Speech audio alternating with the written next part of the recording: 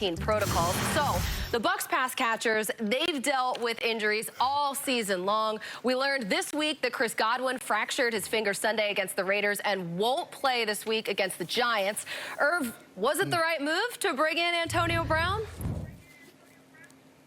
Oh, absolutely. And first, let me say this, because I know people going back and forth with this, and I've heard people talk about it. Kudos to Tom Brady for a man that's really on high in the NFL, reaching down low and pulling the brother up to try to give him another opportunity. I know he has situations off the football field, but that's what it's all about. He's trying to help another man and help his brother man, and I appreciate that. But absolutely, they need him. I love the talent of Mike Evans and Chris Godwin. But we can't keep them on the field together. They're always hurt. I called it an insurance policy. Of course, Coach Arians has called it an insurance policy, but it will do more than just be an insurance policy. With this guy on the football field, this is Tom Brady saying there is nothing more important than me getting the opportunity to deliver to Tampa Bay what I promised, and that's a championship. And I guarantee you, Antonio Brown can help deliver that. Yeah, Irv, if you set aside the moral question of signing Antonio Brown, which is a separate topic, this was absolutely the right move for the Buccaneers because the Bucs have been banged up at receiver most of the season, but they've still managed to hit their stride. Brady right now looks like 2007 Brady when he was killing people with the Patriots, throwing the football all over the field and scoring all sorts of points. So they're in a championship run, and right now it makes insurance, or it makes sense to buy the insurance right now when it's sunny and it's cheap, because if those wide receiver injuries end up flaring up, they're going to want somebody there, because you don't want to look back on this season and say, we woulda, coulda, shoulda signed Antonio Brown, and now we have these injuries late in the season, and we've got nobody to replace him. So the time to buy that insurance is right now, before the flood hits, because after the flood hits, it's too late. All right, Steve, let me ask you this real quick. Now that Antonio Brown's in the mix, how will that addition impact Mike Evans at this point? I believe, obviously Chris Godwin is injured, so he's, he has surgery. But I believe you look at Mike Evans' numbers, everything are down. Everything is down. Then you add, they've had question marks on Gronk, and then all of a sudden you add AB. Man, if I am Mike Evans, I am looking at the offense coordinator and Bruce Arians with a side eye. I'm trying to figure out, hey, did I miss something? Am I doing something wrong? Because let's be honest, AB is not there to sit on the sideline. AB is not there to watch all these other guys run routes. He is there to get a job, take a rival Falcons under the bright lights right here on NFL Network. You know exactly what time it is. What we doing? Thursday night football is the answer. NFC South battle Falcons and the Panthers.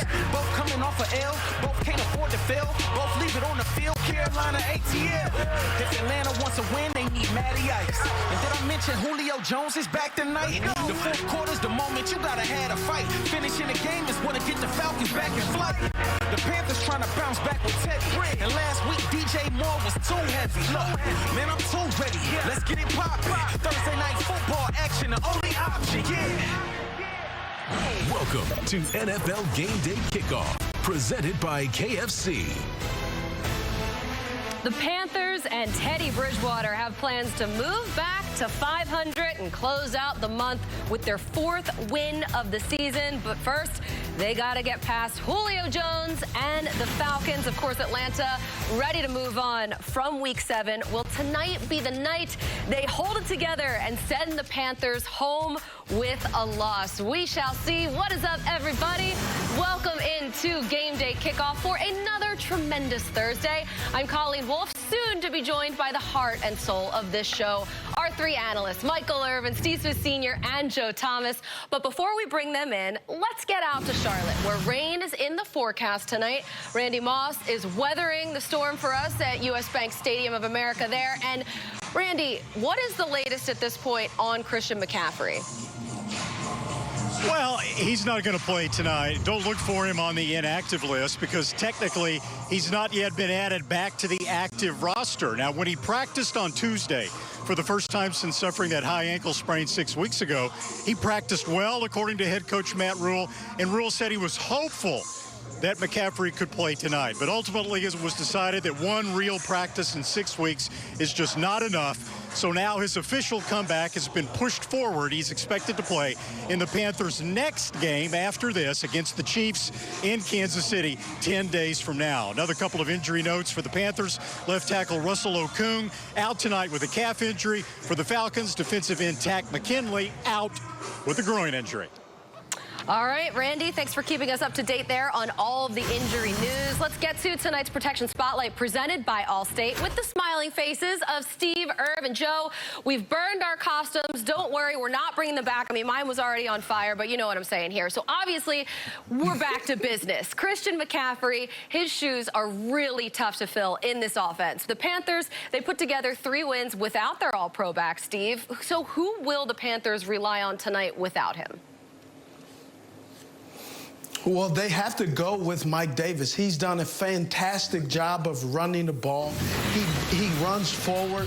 He doesn't jump and go side to side. He's going north and south. Over 80% of his rushing yards come after first contact, and that's outstanding because you know what Christian McCaffrey's in the game. 90% of his yards come after the defenders decide and realize they can't even touch him. So Mike Davis is filling in admirably. He gives them a 1-2 punch when Christian comes back because he's not going to be able to play 75 plays after not playing for the last 6 or 7 weeks. He's going to have to get worked in gradually.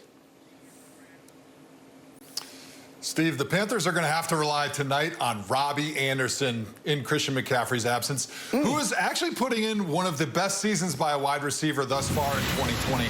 He's currently 5th in the NFL in receptions and 2nd in reception yards, but more importantly, he's 3rd in the NFL in yards after catch.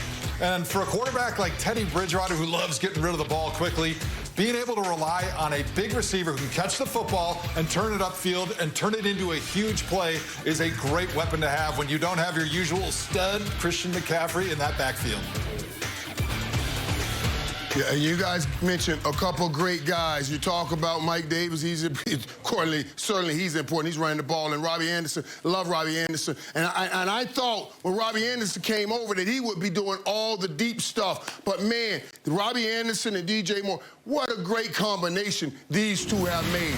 With Teddy Bridgewater, they're becoming one of the better combinations, one of the better duos in the NFL.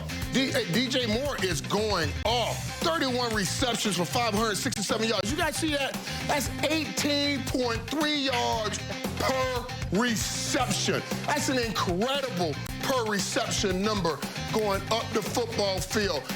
And what I love, for the last 3 straight games, he's had 93 yards. This kid right here, he has to step up and make plays tonight. And he's been doing it all year long, so I'm expecting him to do it again. Coming off 2 touchdowns last week, Irv, the Panthers, they're really making up for not having Christian McCaffrey out there. But then, on the other side of things, we have the Falcons, whose season has truly been really haunted. Touchdown, Calvin Ridley. And he bangs into the end zone. Touchdown, Cowboys. Field goal wins the game if you can get the ball back. The Cowboys have it. Do you believe that? Just stupid. Touchdown, Todd Gurley. Falcons 23, Bears 10.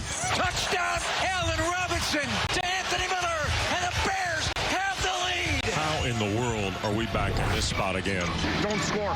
Get the first, get down. Gurley to carry. Touchdown, Atlanta. That's a big mistake. This is it. Ball game right here. T.J. Hawkinson, touchdown, Detroit. They've blown so many opportunities. A horrifying year for the Falcons, and Next Gen Stats powered by AWS backs that up. The Falcons have 3 losses when reaching a win probability of 98% this season. The rest of the NFL since 2016, only 8 such losses, including the Falcons in Super Bowl 51. So the Falcons, they fired head coach Dan Quinn and general manager Thomas Dimitroff after their 0-5 start. There's a lot of decisions that have to be made on the future of this team. I'm very distracted by what just happened on the screen there, but I'm just going to keep it pushing here. Joe, can the Falcons be fixed, or do they need a rebuild? Now, Colleen, the Falcons need a huge rebuild because they've been cooking with the same recipe for a while now, and it's still turning out like pig slop. They've got talent right now, but they've had talent. And they've tried little tweaks here and there, like changing coordinators on both sides of the ball. They've even been bringing in veteran guys to try to find a different mix of players that actually might work and give you some different results. But none have worked. And so a big shakeup is really needed, especially when you consider their salary cap situation going into next season, which is currently $25 million over the cap. They've got to make some really big and tough decisions this offseason. So when they're bringing in a new head coach and a new GM, the time is right now to make those tough choices throughout the entire organization.